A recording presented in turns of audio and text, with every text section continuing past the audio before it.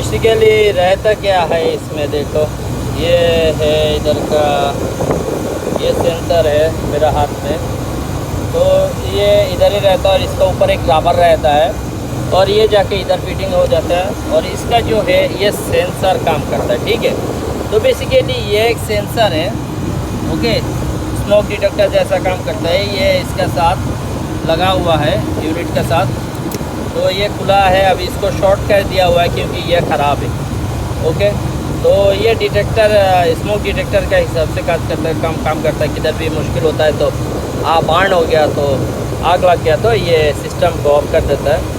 तो अभी ये फिर लेके आके लगाना पड़ेगा।